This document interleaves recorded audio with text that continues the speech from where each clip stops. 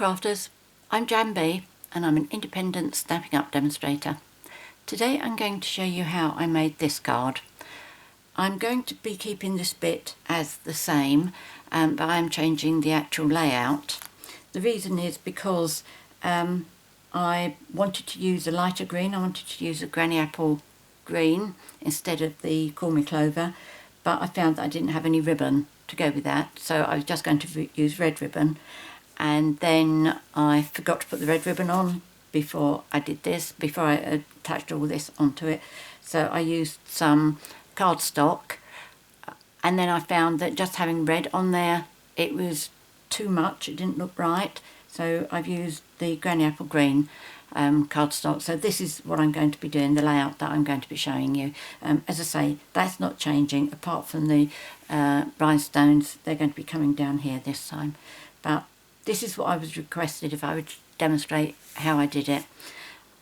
So I'm going to start off with telling you the card pieces that you need. And they are, let's see what that one's doing on there, don't need that. Right, a card base of Whisper White, which measures 8 1/4 inches by 5 3/4, scored and folded at 4 1/8, which is 21 by 14.5 centimetres, scored and folded at 10.5. And then you need 2 pieces of granny apple green that measure 3 7/8 inches by 5 1/2 inches, which is 10 by 14 centimetres. And then 2 pieces of Whisper White, which measure 3 3/4 inches by 5 3/8 inches, which is 9.7 by 13.7 centimetres. And then a piece of granny apple green, which measures 3 inches by 3 inches, which is 7.6 by 7.6 centimetres. And then a piece of Whisper White, which measures 2 7/8 inches by 2 7/8 inches, which is 7.3 by 7.3 centimetres. And then a scrap for the sentiment, the joy, and a scrap for the birds. And I say the birds because I decorated the inside with an extra robin. And also, depends whether you want to do the cardstock idea or ribbon, but if you're doing cardstock, that measure a 1/4 inch by 3 3/4 inches, which is 0.6 by 9.7 centimetres. Now I have done a lot of preparation work in advance, but I'm going to start off with stamping, which will be the joy, the birds and the wreath. The wreath I have created using my Stamparatus, so let's do these pieces first. Let me tell you the stamp sets. The Feathers and Frost is where I got the birds from, and the joy for the sentiment, and the flower is the Poinsettia from Illuminated Christmas. I'll be using that. So first of all, the joy, and I'm using granny apple green, and this will be the only bit of die cutting that I'm doing for this card. I will be using the Big Shot for the dry embossing. There we go, that's fine. And then we need 2 of the birds, and I'm using black stays on for them. I have all these that need to be fussy cut, and I have already prepared my 2 birds, rather than have you sit and watching me fussy cutting birds, but I will just show you how I paint them. Oops, that's not very good. I think it's probably because I was talking. Yes, more than likely. It just happened to... Oh, no, I don't need that one, do I? Let's see if I've got another scrap here. Yep, this will do. No, I've done that one. That's right, that's the other one I need.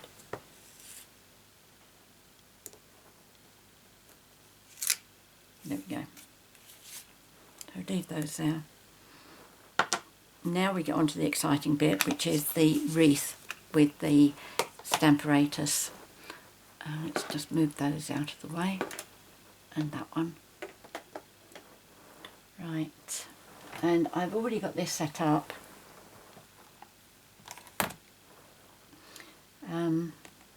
Let's just put that across the top there at the moment. So what you need is your piece of Whisper White that's 2 7/8 by 2 7/8. I've already got my stamp lined up there. Put that underneath just to support that. It makes inking it up easier. Now I'm using my template here. In case you haven't seen this before. Oh yeah, you can see how I've cut out the centre. Now if you don't know how to do this, please check out my video number 384, because that's a demonstration how I actually prepared this. And if you do it with acetate like this, you only do it once and you've got it for all your future projects. Right, so I'm fitting that into the corner. That is going to hold it in place, and rather having another strong one like that to hold my paper in place, I've just got 4 little ones there held together. Now what I'm going to do is, I want to show you these. I will show you the card as well. Now this is the first one that I did, and this was just stamping all the poinsettias on top of each other, and you can see how it's got gone on top of each other, okay, on every side. And at first I thought hopefully painting red will hide that, but it doesn't. If you look at the red, you can still see exactly where it's gone over the top. So that idea didn't work. Then my next idea was to do a mask. So what I did then was I stamped my first one. Which way round did I go? Whichever. So I stamped my first one, put a mask onto that. Oh yes, that's right. Put the mask on there, and then I stamped that one. Then I put the mask onto that one, stamped that one. Put the mask onto that, stamped that. So there wasn't any overlapping. No wonder I'm confused. That's because that one. Okay. There wasn't any overlapping with any of these until I got to this last one. And I really needed to have 2 masks so that I could protect the one in the front and the one behind it. So that was plan C. I moved on to plan C, and that is what I've done here. But instead of stamping one and then putting a mask there and a mask there, or at least stamping one and then putting a mask onto that one, stamping it, and then having a mask on either side, I decided that I was going to do that one, that one, that one and that one, because they're not touching each other, and then I only had to put masks on the ones in between. And then once I got as far as thinking that, I thought if I had 4 masks, I'd only have to put the masks on once. Confused? I will show you exactly what I mean, and you'll see it really is very, very straightforward. So I know that's okay. I'm going to put that there. I'm going to hold it in place with my, make sure that this is sitting in the corner nicely, and then I'm going to put that there. And I'm going to use StazOn. Let's move those cards out of the way for a moment while I've got an ink pad here.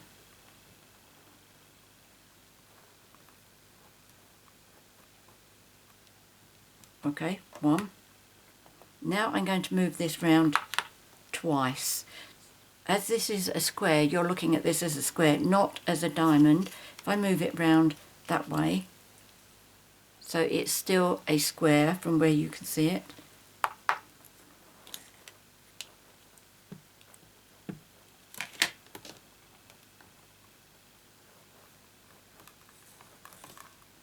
See, no need for masks at the moment.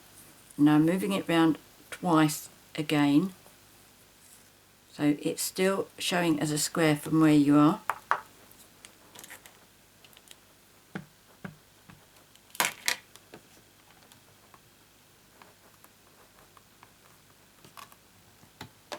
And then the fourth time, and still showing as a square.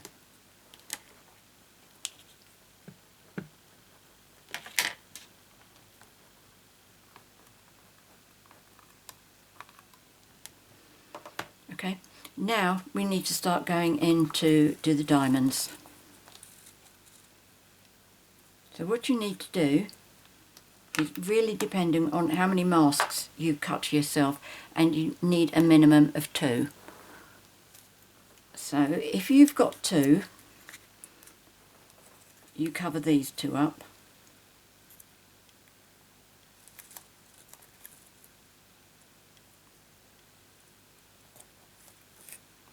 That one and that one. And to keep things easy, on all of mine I keep this 2 petals that don't have leaves by them as what I'm calling the top. To me that's the top, so I know it's easy to line these up. I'm not twisting the flower round and round and round, finding out which way it's meant to go. Okay, so if you've got 2, that's how it works.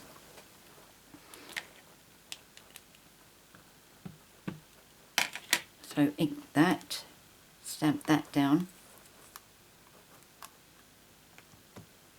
And now what you need to do is to move this round another 2 places. Okay, so it's back into a diamond again.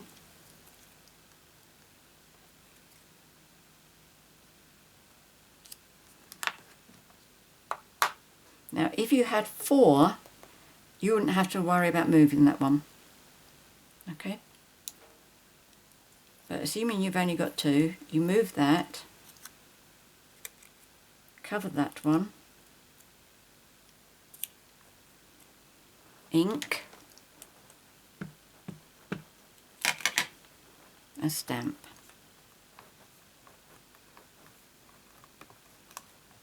Okay, and again move round to the diamond,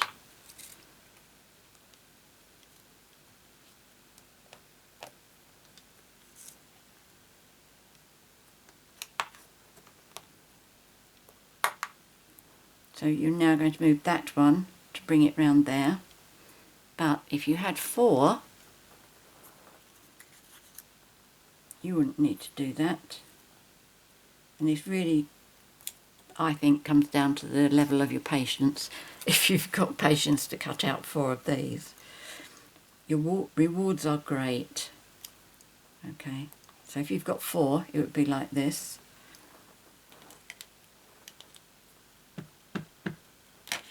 Ink, stamp, move it around. If you've only got 2, move one of your masks over. If you've got 4, well done.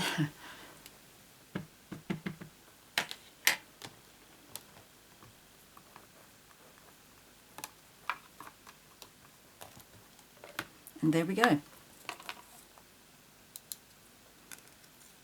Now these I will keep inside the stamp box.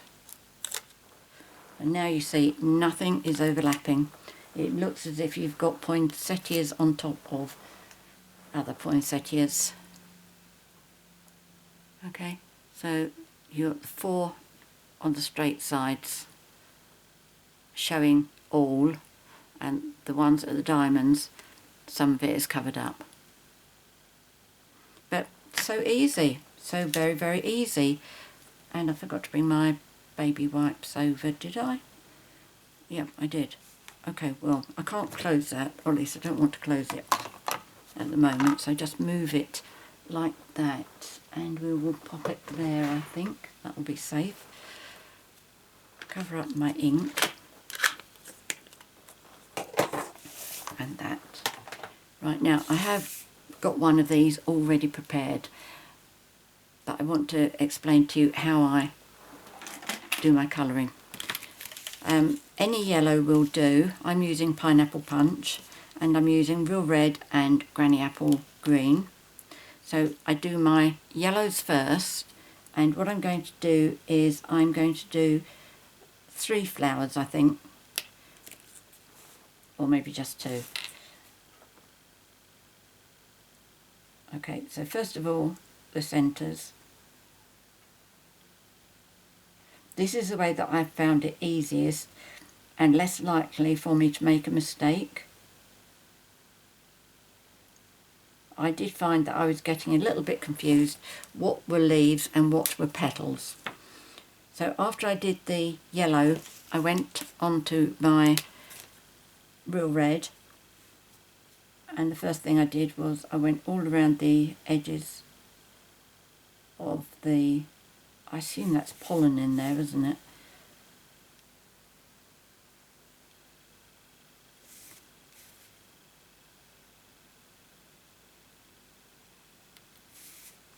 And that one.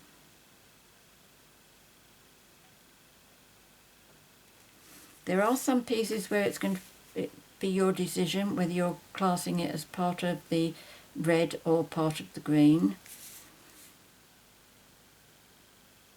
I'm not sure there's any real right or wrong here. Right, once I've done that bit, then I do the edges on one side.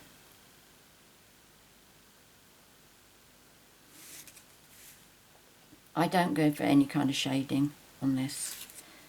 If you like shading, then it'd probably be better if you do this, do your stamping on watercolour paper or our shimmery white, and you would need to use Memento ink for that. Okay, so then I go back and do the other side. I do it this way because I just find it easier to stay within the lines. It's not a guarantee, but I'm just in with a much better chance.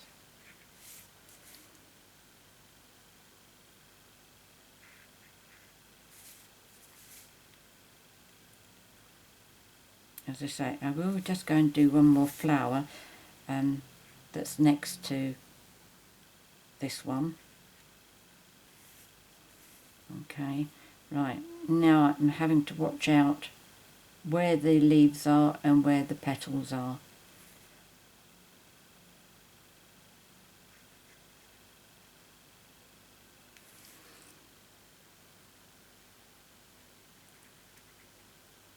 Now there's a little bit there between those 2 petals, which I'm assuming is part of the green. I could be wrong.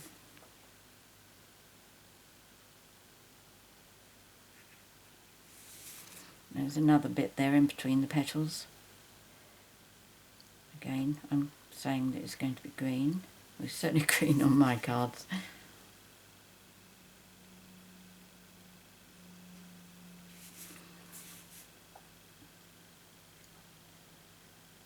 It took me about 20 minutes to colour one of these from start to finish. Okay, so that's those 2 done. Now for the green, I just go in and fill in all the other bits now.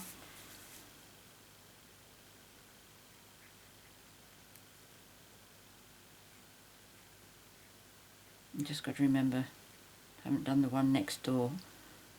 Be careful of that one. I will finish this off once I've finished the video.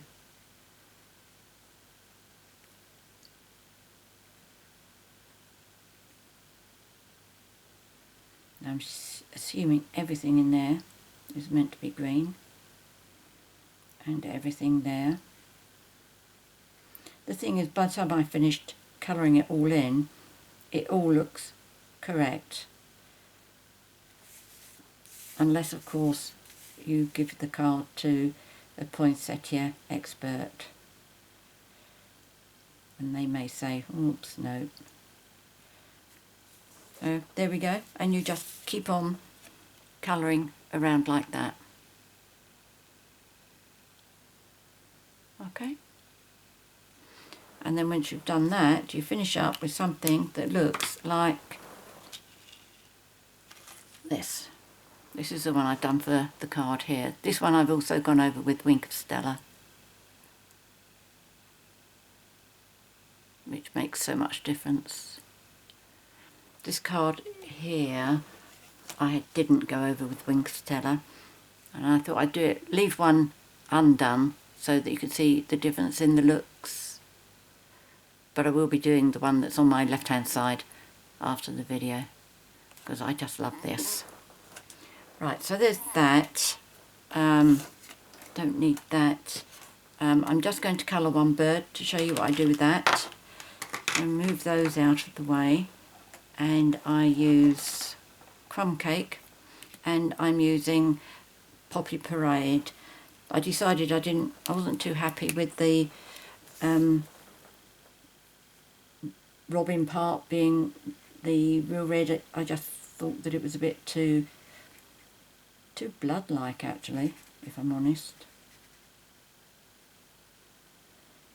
Whereas Poppy Parade is a bit of an orangey red, and therefore, to me, a lot more suitable. So I just colour everything in with my Crumb Cake, except his breast. Again, I've already done my two birds.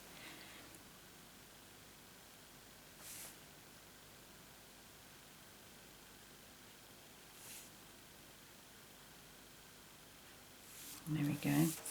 And then next I do the breast, and what I do with that is I do it from the bottom of this like heart shape, if you like, upside down heart, and then just bring it up in no particular way at all. I don't try and get straight lines. I just don't go for anything really.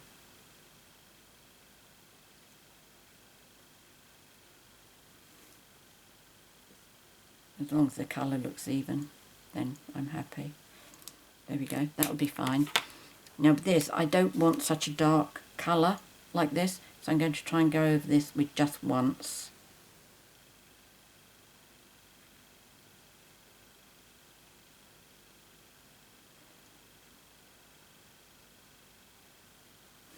Okay, so that is my bird, and I would fussy cut him out. Okay, and when I fussy cut, I have tried doing it both ways, one leaving a bit of white around it, and one by cutting all of the white off, and I really don't have a preference. I don't think one looks better than the other. The only thing that I would say is if you went for this one, if you have any white bits spacing you, what I do is I take my black marker pen and then I keep the paintbrush side of it at the back of my work, and I just go along like that, because then it colours in any white bits you have. And it's also good because what I do is I get a scrap of paper and then I just colour all their legs in. So you don't have to worry too much about fussy cutting that bit. Right, so that can be done for another day. I think we're... oh, I need to do the big shot now.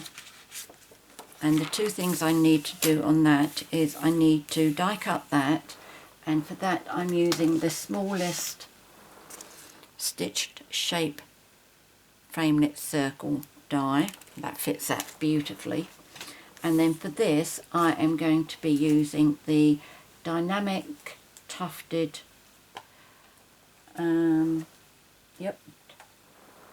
tufted, I think it's only tufted, hold on, what is it? Tufted dynamic, yep, embossing folder. So I'm going to do that with that. So bring my big shot up.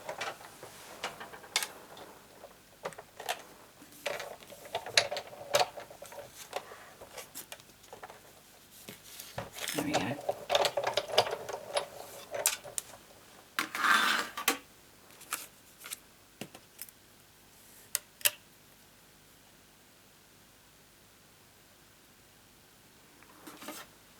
There we go, nice and easy. The edges of the circle go onto the real red of the poinsettias, so it really doesn't need a layer.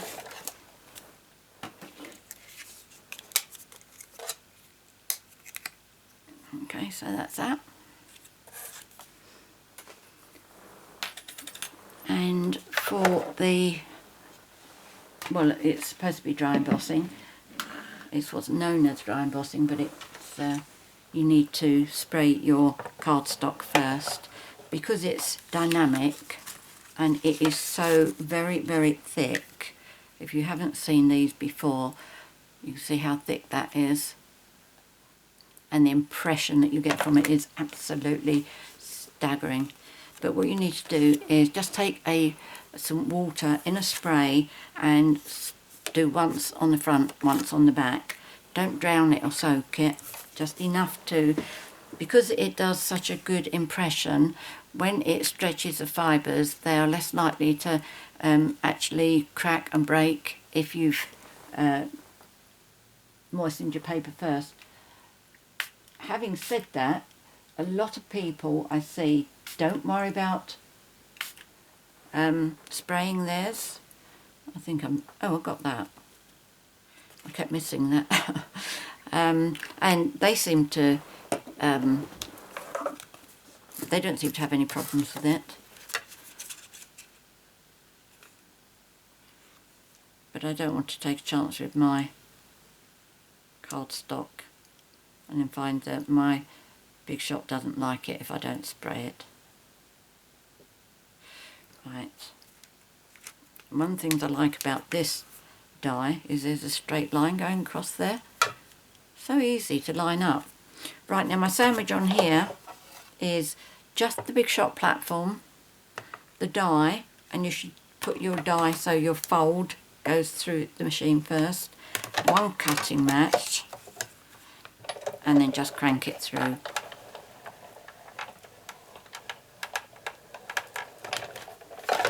There we go.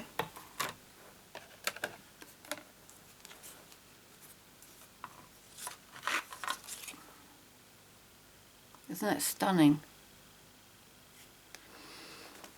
Right, so that's everything with the big shot. Let's move that there. And then I can put this back in there.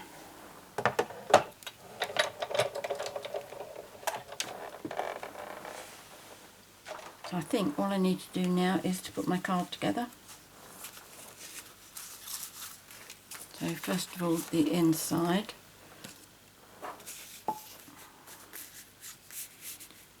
Right. I've put all my tear and tape on the back of my sheets ready. The only one I haven't is the dry embossed sheet.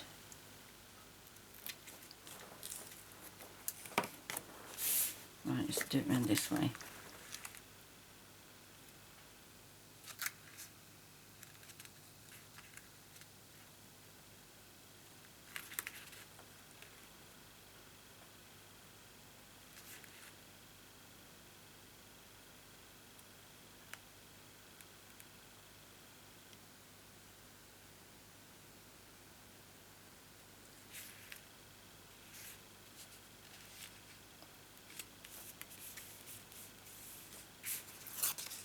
Oops, that wasn't clever. Look what I've done.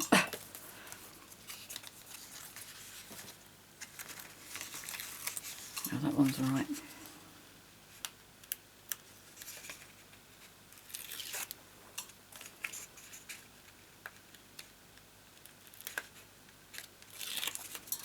That one.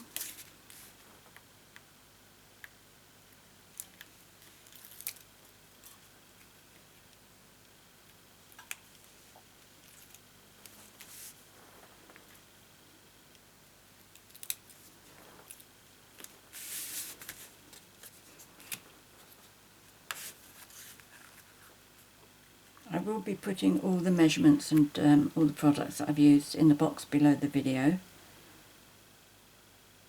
I'll also put links to my 24/7 online Stampin' Up shop if you want to buy any of the products that I featured here today. And don't forget, if you want to know how to make the template for the wreath stamping with the Stamparatus, check out my video number 384, and that will give you the instructions how to do it.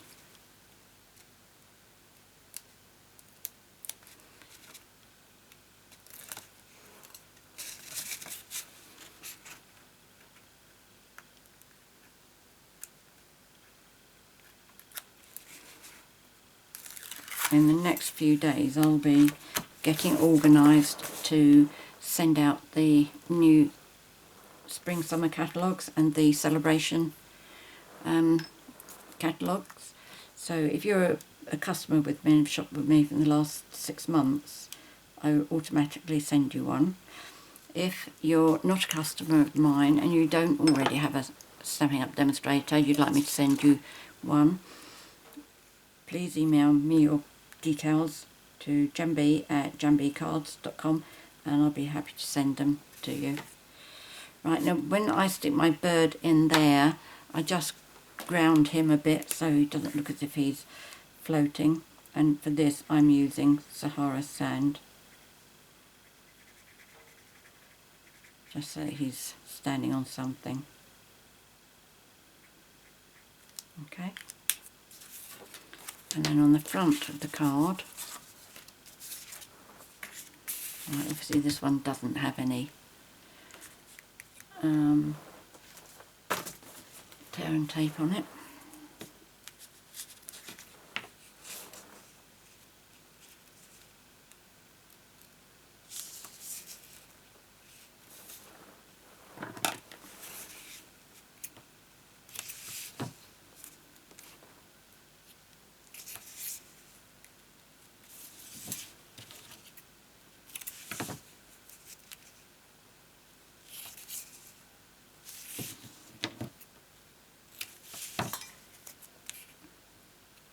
Also, don't forget that I have a Facebook group that I've set up for all crafters to share their projects. It's called JanB's Happy Crafting, and again the link will be in the box below. But I set it up because a lot of my viewers share their projects with me, and it's really lovely. I really do enjoy it. I just think it's such a shame that it's only me that gets to see them, because they are good. So if you'd like to join my group, I'd love to see you over there. Just check the link below and that'll take you straight there. Right, oh, do it that way round.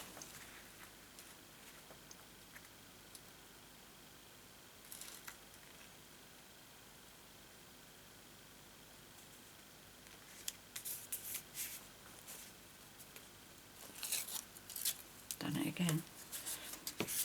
I think I must pull that at an odd angle. It's the only side that ever does it.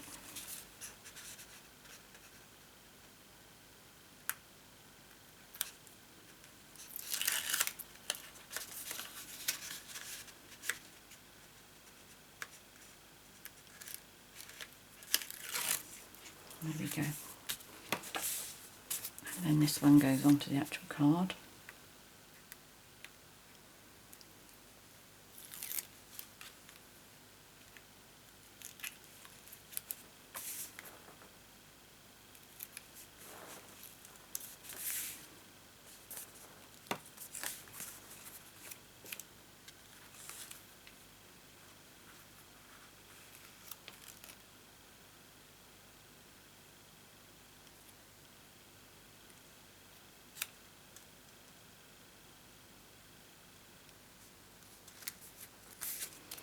Right, let's see if I can pull it off without going the wrong way. There we go.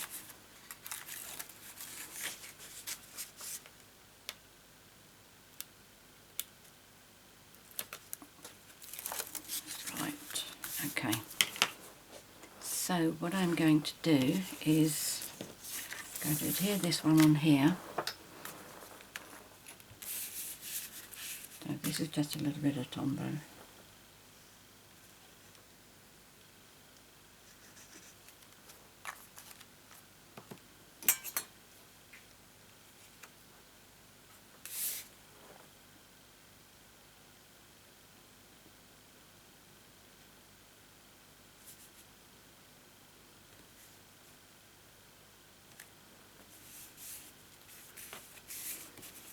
That I'm going to pop on with dimensionals, and I use the big ones for this, one in each corner and one in the middle.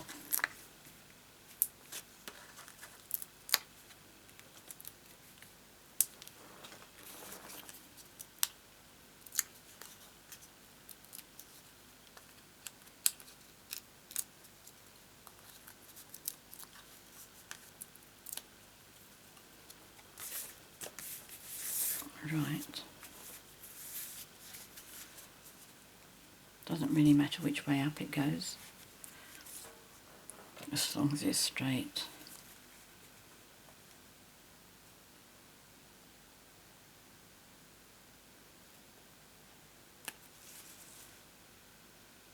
I think that's okay. It looks straight from where you are. Right, now this one I'm going to have 4 small dimensionals on.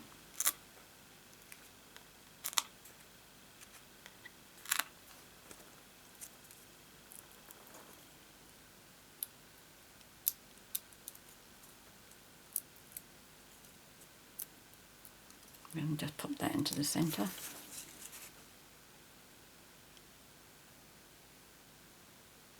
There we go. And then this one, which I didn't cut first of all. Let's just put a pencil mark now.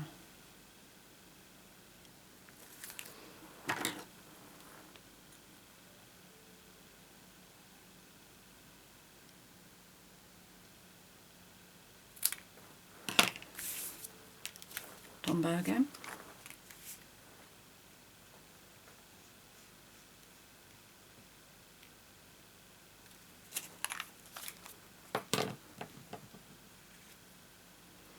And then this I'm putting approximately halfway between here.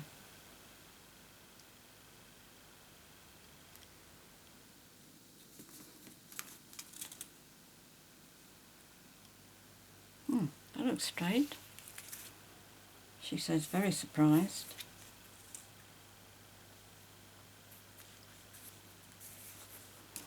Even if it does have a pencil mark on the end. Right, so the bird I am going to use 2 small dimensionals. Oops, not stuck together though. And then I'm going to put a little bit of glue on his feet.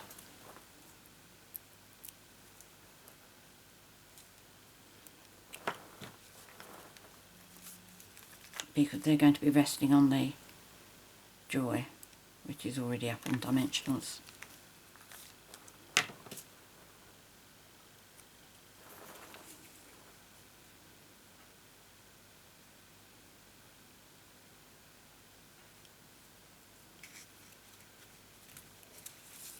There we go.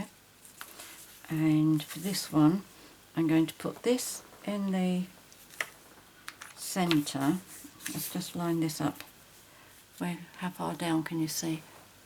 Oh yes, you can see the centre line there. So that's 6. Right, okay. So if I line it up with that dark line there, then I know that I'm in the centre. So what I'm going to do is Tombow. Oops, not too much, you're coming out too quickly.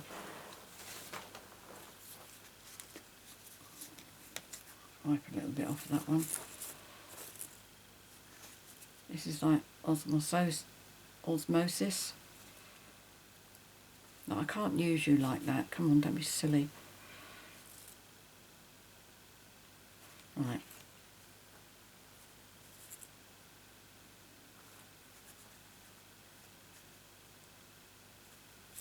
Right, that should be okay. So that's in the centre.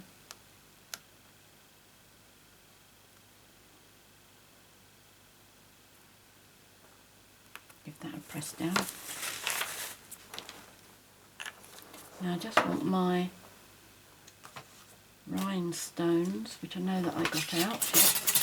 Here they are. And I'm just going to do 3 by this side. So if I start one on either end,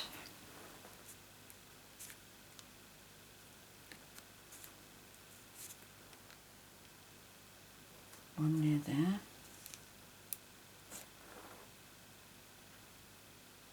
one there,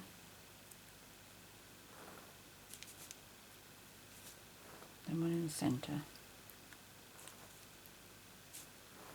one in the centre. And tell you what else I did on one of those. I took one of my very big ones, these ones, and I popped it on the one that was already inside there. So it's got a really nice big one now. So there we go, that's today's project. I hope you like it, and I really hope you give it a try. If you have any questions, please get in touch with me. I'm always very happy to help you. So there's that one, and the original one. Okay. Yes, so if you've got any questions, please leave them in the box below the video. And if you'd like to purchase any of the products that I featured here, all the details will be in the box below as well. And if you've enjoyed my video and you'd like to be notified each time I upload a new one, which is normally Wednesdays and Sundays, please click the subscribe button and then the bell to say that you'd like to be notified. So many thanks for joining me today. Until next time, happy crafting. Cheerio.